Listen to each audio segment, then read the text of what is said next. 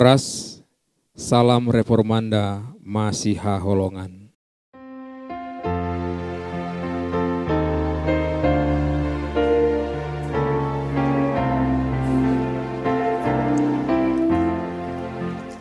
Tuhan Yesus si parmahat, au biru biru nalo, Yesus ko dihorohaku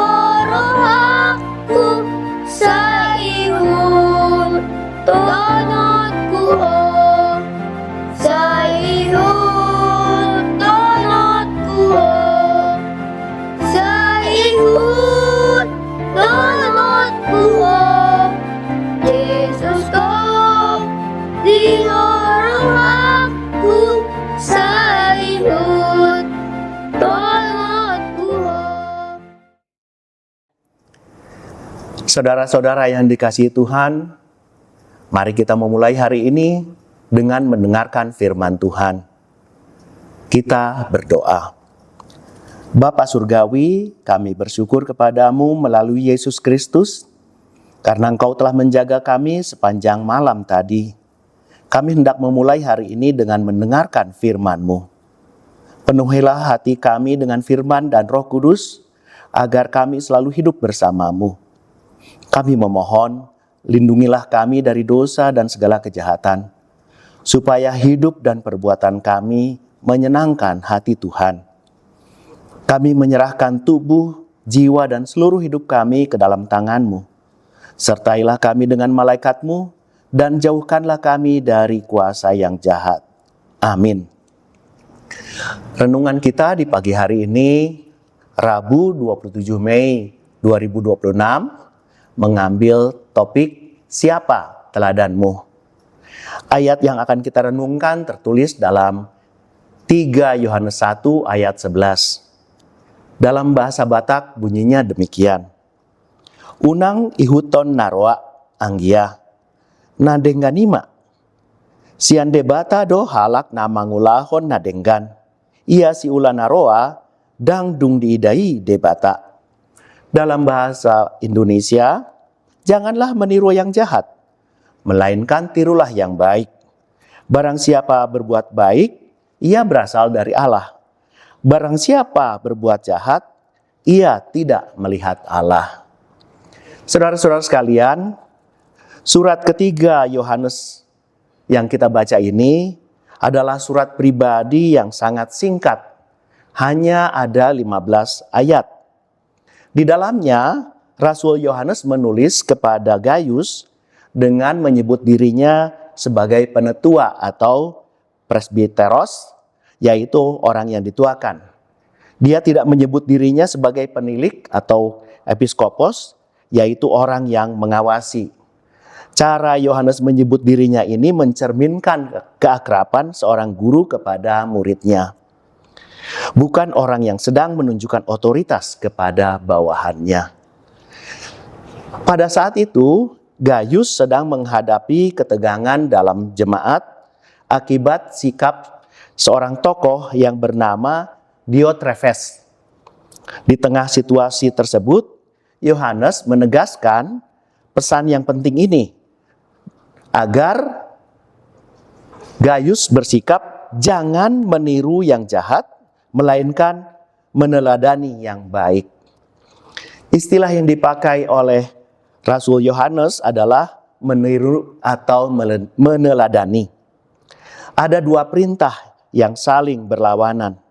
Jangan meniru yang jahat, tetapi teladanilah yang baik. Dengan kata lain, hidup kita selalu membutuhkan contoh atau cermin untuk dijadikan acuan. Pertanyaannya, siapa yang kita pilih sebagai teladan hidup kita? Yohanes menunjuk Demetrius sebagai contoh yang baik. Namun ia menegaskan juga bahwa teladan tertinggi bagi orang percaya tetaplah Yesus Kristus. Meneladani yang baik berarti berjalan mengikuti jejak Kristus. Firman ini menegaskan asal-usul hidup dan cara kita menjalani hidup. Siapa yang berbuat baik, ia berasal dari Allah.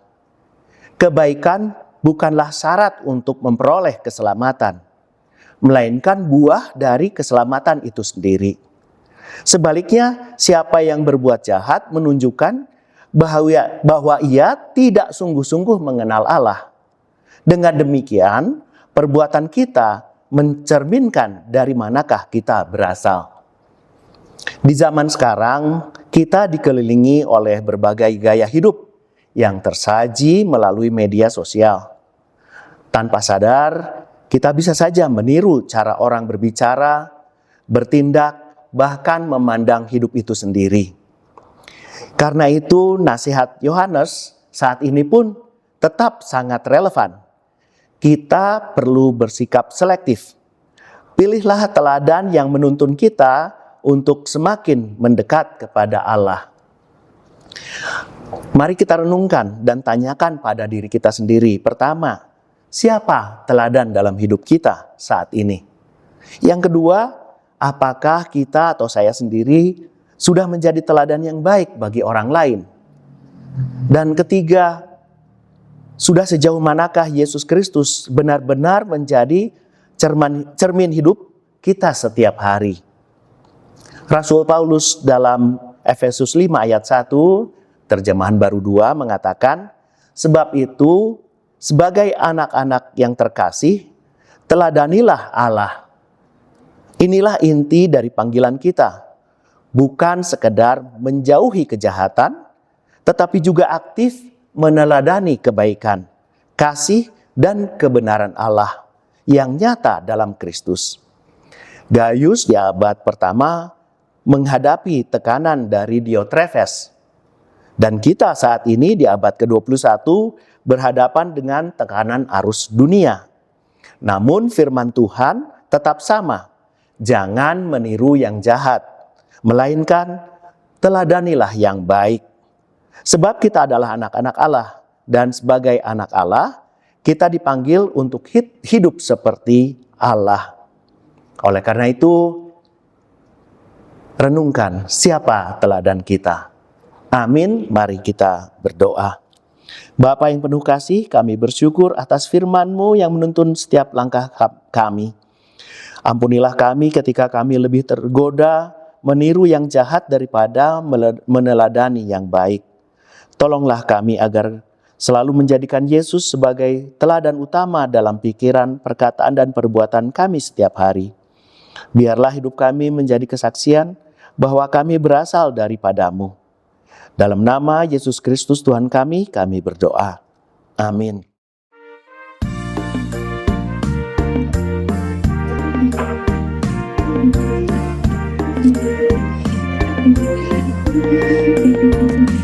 Tugodang situtu ulawanmu atau di pasah Tuhan Tuhan dang adong betiki marna lembatahe ngolungi bahen tiruan totong say patu pamai alani tuani cuma kirim balos na tuong debata dumarni danani ulami manang na adong barbueni.